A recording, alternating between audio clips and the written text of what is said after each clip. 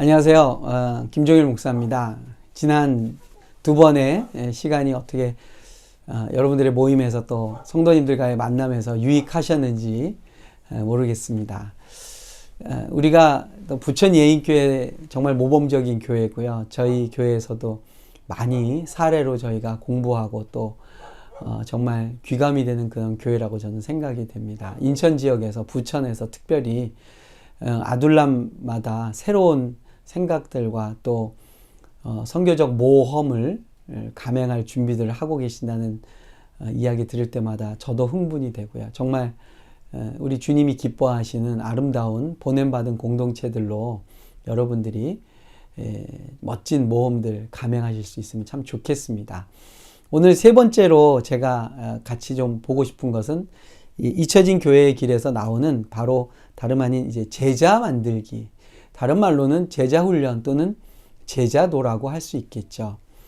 교회가 다른 기관이나 또는 조직과 다른 근본적인 차이점은 바로 예수가 그리스도이시라는 예수의 주되심을 고백하고 그 주되심을 고백하는 자들이 그리스도의 제자화되는 과정이 반복적으로 나타나고 지속적으로 일어난다는 것이 굉장히 중요한 교회의 DNA 중에 하나겠습니다.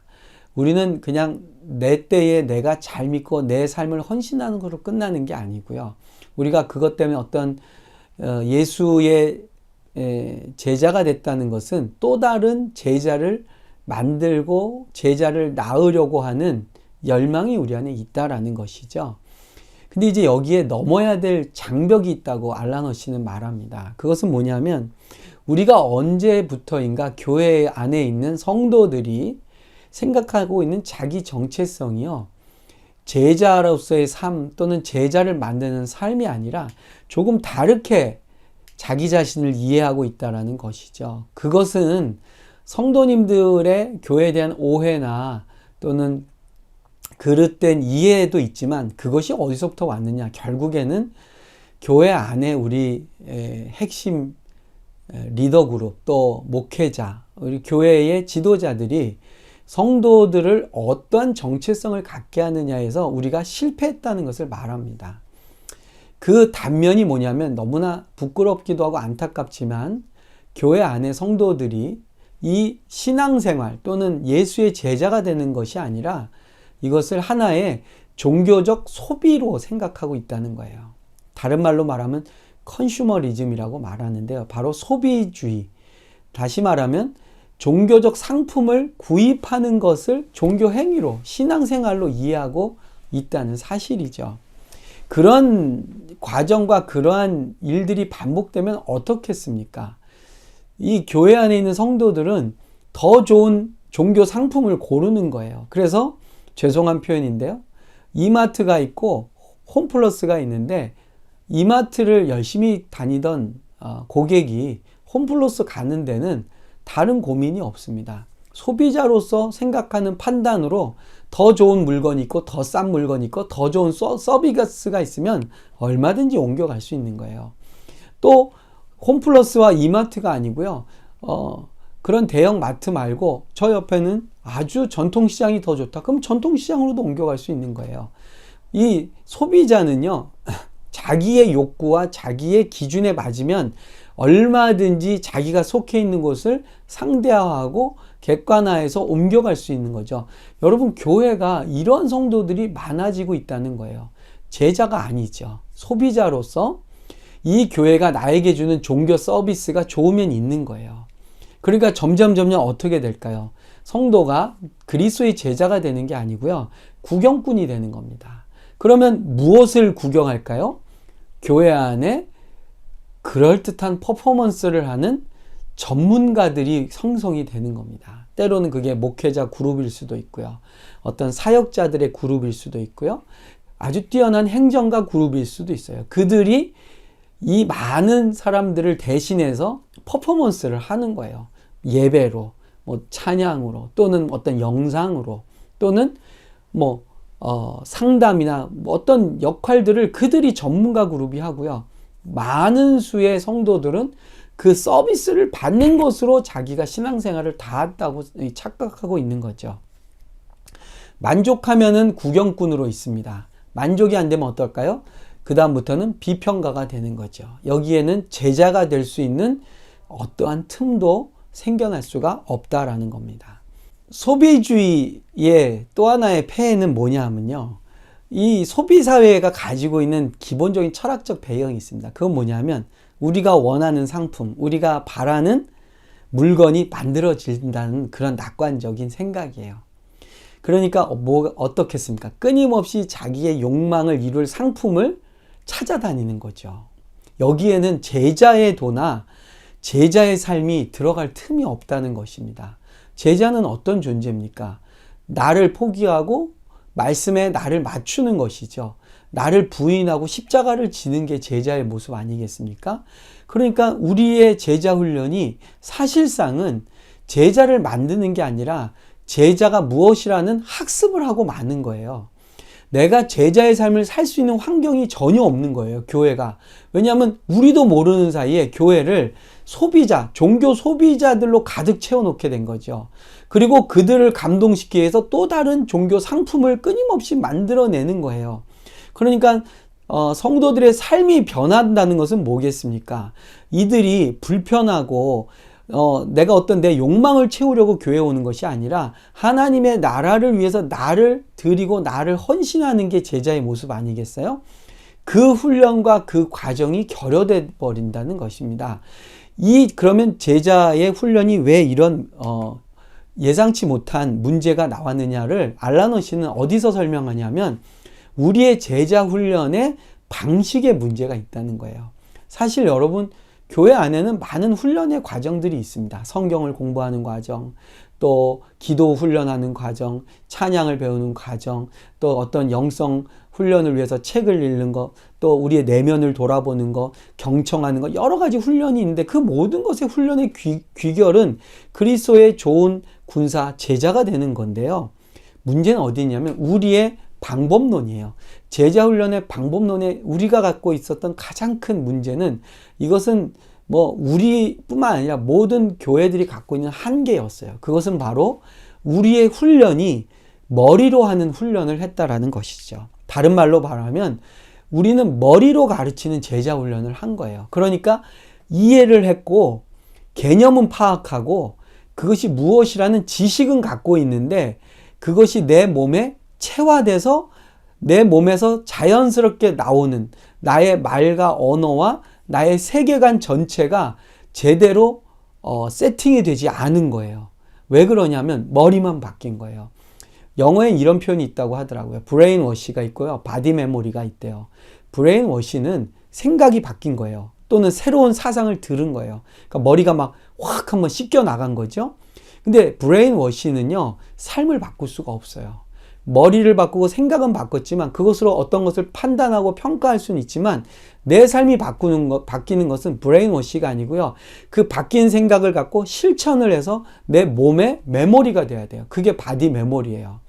바디 메모리가 되는 게 뭐겠습니까? 그게 훈련이죠. 예수님의 훈련은 결국 어땠느냐? 교실에서의 제자 훈련이 아니었어요.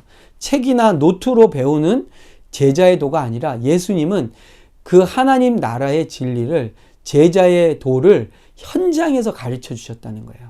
경험하게 하시고 만져보게 하시고 질문하고 질문에 대한 답을 듣고 그들이 실제로 체험해보고 자기들도 귀신을 쫓아내보고 자기들도 예수님의 삶의 자리에서 똑같은 스트레스와 압박과 긴장의 관계를 경험하면서 그리고 그들도 예수님의 영인 성령을 받음으로써 제자의 길을 걸어갈 수 있었다라는 것입니다. 무엇이 문제냐면 우리들의 제자 훈련의 한계는요, 현장을 결여하고 있다는 거예요. 이것이 이제 뉴비긴이 오픈 시크릿이라는 그의 책에서 주장하는 내용입니다. 뭐냐면 이 알란 워시나 선교적 교회 운동가들이 가장 첫 번째로 손꼽는 가장 그들에게 영향을 준 학자가 바로 레슬리 뉴비긴입니다. 우리보다 벌써 꽤 오래전 사역을 했던 50년대, 60년대에 사역했던 분인데요. 이분이 인도에서 선교사로서 살다가 인도 교회를 세워나가면서 배운 거였어요. 서구의 훈련과 서구의 학습 체계는 언제나 이론을 배우고 실천을 적용하는 거예요. 근데 인도에서 복음을 전하고 교회를 개척했더니 그들은 어떻게 신앙을 배우느냐 하면 학습하고 머리로 배우고 그 다음에 경험하면서 확인하는 게 아니라 실천을 통해서 거꾸로 지식을 배운다는 거예요. 그리고 지식이 지식으로 그냥 들어갈 수 없고 반드시 삶의 자리에서 경험하면서 배우는, 다시 말하면 배우고 실천하는 과정이 아니라 실천과 배움과 깨달음과 적용이 동시에 통전적으로 일어나는 것이 바로 교육이라는 것이에요. 저는 제자훈련이 이렇다고 봅니다. 그런 의미에서 보면 우리가 말하는 제자훈련은 다시 말하면 학습과 교육과 그 이후에 실천과 적용이라는 단계가 아니라 현장에서 배우고 현장에서 경험하는 제자훈련이 있어야 된다는 거죠. 그래야 우리가 소비자를 헌신자로 만들 수 있어요. 그것이 우리가 경험한 것을 삶으로 직접적으로 실천하고 체험해 볼 수 있는 것이라는 겁니다. 우리의 제자훈련이 그동안 머리로 하는 제자훈련, 그리고 그것을 나중에 적용하는 훈련으로 가다 보니까 어떻게 되겠어요? 항상 이 패턴은 제자를 만든다고 열심히 만들지만 또 다른 머리로 제자된 사람을 양산하는 거예요. 그리고 그들의 실천과 그들의 경험과 그들이 일상에서 배우는 훈련은 너무나 미비하고 또다시 다른 제자를 만든다 할 때에 그 제자들 역시 머리로 배우는 제자가 나오는 거죠. 그런 제자는 어떻겠습니까? 현장이 없는 훈련이에요. 체험이 없는 지식이에요. 근데 하나님의 나라는 어떻습니까? 하나님의 나라는 말에 있지 않고 능력이 있다고 그랬어요. 하나님의 나라는 실제예요. 우리가 제자로 산다는 것은 하나님 나라의 실제를 경험하고 그 실제를 가르쳐 주는 것입니다. 그런 의미에서 여러분, 이번에 이 부천 예인교회에서 여러분들이 경험하고 훈련하고 적용해보는 모든 과정에서 우리의 지식, 우리가 학습하는 것과 우리가 실천하고 경험하는 것이 분리되거나 순서적으로 앞과 뒤가 있는 게 아니라 우리의 현장에서 배워지는 생생한 제자훈련. 예수님이 제자들을 데려가셔서 너희들 거기 있어, 내가 보여줄게 하고서는 배를 타고 물 위를 걸으신 게 아니고요. 그들이 물에 빠져 죽게 될 때 바다 위를 걸어오신 예수님을 보여주셨습니다. 하나님의 구원은 이런 거야 그러면서 예수님 혼자 십자가에 못 박혀 죽으시고 부활하신 게 아니고요. 예수님은 제자들에게도 말씀하셨어요. 나를 따라오거든 자기를 부인하고 자기 십자가를 지라. 제자들도 결국엔 어떻게 됐습니까? 예수님의 뒤를 따라서 십자가의 삶을 살았습니다. 오늘 우리 이 세 번째 시간을 통해서 제자훈련이라는 이 고유한 그리고 너무나 소중한 생명이 생명을 낳는, 그리고 그리스도의 제자로 이 땅에 하나님의 교회가 증인으로 가득 차는 종교 소비자가 아니라 예수의 제자로 가득 차는 그 과정이 건강하고 그리고 실제적이고 경험과 삶과 체험과 그리고 현장에서부터 배우는 그리스도의 제자들로 가득 찼으면 좋겠습니다. 그런 의미에서 저희 교회도 사실은 훈련의 코스들은 항상 경험 그리고 체험을 꼭 집어넣습니다. 그리고 체험을 통해서 배우는 목회, 체험을 통해서 얻게 되는 지혜, 이런 것들을 굉장히 중요하게 여기기 때문에 우리가 공동체마다 선교 사역과 선교 프로젝트들을 갖고 있습니다. 물론 우리가 처음부터 할 수는 없었어요. 저희도 처음부터 이것을 할 수 없었어요. 그러나 부천 예인교회가 잘하는 것 있지 않습니까? 지명 방어전을 통해서나 아둘람 단위로 여러분들이 크고 작은 것들을 하면서 어떻습니까? 점차적으로 이것들을 삶에서, 일상에서 구현하고 경험할 수 있는 현장을 만들어 나가시면서 어느 순간에는 그것이 사역으로서 끝나는 것이 아니라 그것이 나에게 삶을 바꾸고 생각을 바꾸고 관점과 가치관을 바꾸는 진정한 제자훈련의 장이 될 것이라고 저는 믿습니다. 남은 시간 또 남은 또 기간 동안에도 여러분 우리 모임 안에서 서로 어떤 제자의 훈련이 우리에게 정말로 유용한가, 어떻게 우리의 현장에서 제자의 도를 배울 수 있을까를 한번 고민해 보시고요. 그렇다고 해서 우리가 학습이나 교육을 무시하거나 필요 없다는 것이 아닙니다. 그런 것들을 우리가 여전히 또 우리 한국 사람들이 가지고 있는 좋은 지식을 배우는 어떤 이 과정, 우리가 갖고 있는 좋은 이 감수성, 그리고 지식을 얻으려고 하는 그 열망들을 잘 활용해서 우리가 머리만 커지는 종교 소비자가 아니라 그리스도의 제자로 훈련받으시기를 바랍니다. 감사합니다. 마치겠습니다. 오늘 잊혀진 교회의 길 세 번째, 제자로 살기라는 제목으로 김정일 목사님이 말씀을 나눠주셨는데요. 이 시간 이후에는 그 나눈 이야기를 토대로 우리 세 가지 질문을 가지고 아둘람별로 토론하는 시간 갖도록 하겠습니다. 첫 번째는 다른 지방의 한 도시로 이사해 출석할 교회를 찾는다면 어떤 기준으로 교회를 찾으시겠습니까? 경험이 있다면 나눠주시고 없다면 자신의 기준을 이야기해 주십시오 라는 제목입니다. 교회의 선정 기준을 좀 나눠보자는 거죠. 그리고 좀 더 대화가 되시면 그 선정 기준의 이유, 왜 그렇게 기준을 세웠는지, 문제에서 말씀드린 그런 이렇게 새로운 교회를 맞이하는 상황을 모두가 맞이하는 건 아니지만, 그러나 이런 경우가 발생했을 때 우리의 기준이 뭔지 나눠보시기를 바랍니다. 두 번째는 우리나라 개신교인들이 교회를 정할 때 많이 사용되는 기준은 교단, 설교, 예배 분위기, 프로그램 등입니다.